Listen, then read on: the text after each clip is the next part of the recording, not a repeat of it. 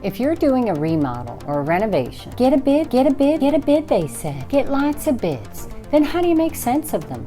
There is no uniform, standardized form for a construction bid, for a remodeling bid, for a renovation bid. You're on your own to figure it out. So in this video, I'm going to go through 7 things that should be in your bid, but probably aren't.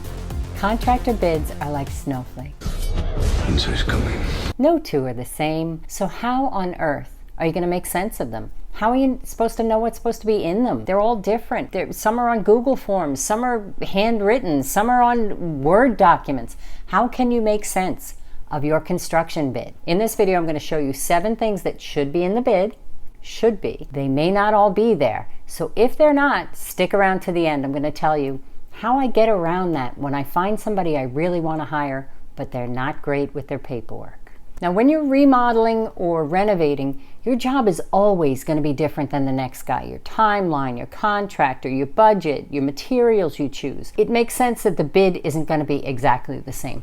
But there needs to be standardized things that you look for. One of the first things you want to see in the bid is the labor costs. Taking it off here, boss! Yeah, dragline, take it off there. So you want to see how much they're charging you for things, if they're charging you to pull permits, that kind of stuff. You want to see that broken down.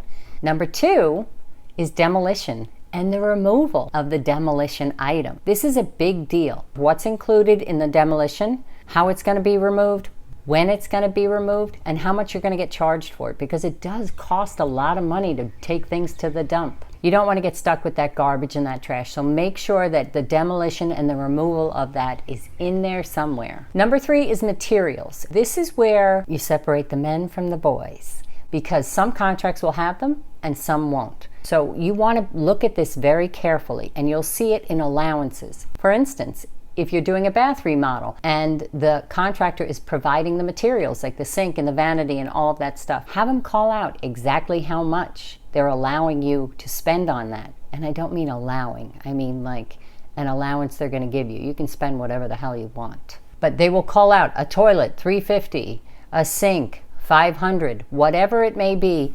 Make sure the materials are all called out on there. Make sure it's got all of the materials. So go through and make a punch list of all the things you want to include. If they're calling it out, make sure that you know how much you have for tile, because if you go over or under, that will affect the budget. If you get a bid that doesn't include materials and it's just labor and demolition, you need to figure out how much you're going to spend on tile, on a vanity, on a toilet. Add up all of those things and make sure that you have them in your budget.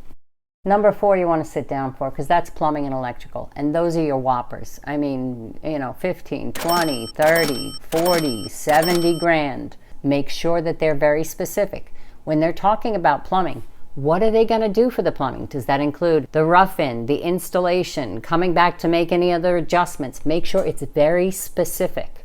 For electrical, what kind of lights? What kind of switches? Where are they going to go? How much of an allowance do they give for fixtures? Usually fixtures are going to be something that you're going to be responsible for outside of the budget that they give you. Number 5 is design and planning. Some contractors will include design services in their bid. It's very rare. You may want to budget for design fees outside of the contractor's fee and go get another opinion and pay for it. It's well worth it. The next thing that should be in your contract is a timeline, and you're never, ever, ever going to get specific dates. If you do, I bow to you. It's not going to happen. What you get is reasonable expectations of when things will be completed, and that's all you can hope for. I mean, who knows what could happen? Pandemic, hurricane, who knows? Number 7, lucky 7, is all about the money, and that's a payment schedule. That should be linked to the timeline. So when this work gets done, you get paid this much. So that should be spelled out. How you're going to make payments, what deposits are due, who pays for what, all of that should be spelled out in there. The last element I want to see in a contract is a warranty or a guarantee for some of the work. I don't see a lot of warranties or guarantees in bids, but you want to get some expectation that if this breaks, you will come back to fix it. You want to have some sort of language in the contract that's going to address that. Having said all of that, I have never, ever seen a contract that covers everything. Now, I work predominantly in residential design. So I'm going to work with smaller contractors, sometimes mom and pop kind of places. Sometimes they're a little bit larger contracting companies or developers. Their contracts are always lacking in one area or another. Here's a little tip. It's a negotiation. You're allowed to ask for things to be put in there. Whatever you see that's missing from the contract, ask them to put in before you sign it. Now keep in mind, I am not a lawyer, so in order to make sure that you have everything that you need for your job, because it's going to be different to the tract house right next door. If you have exactly the same layout, your house is going to be different. Your needs, your budget, your time.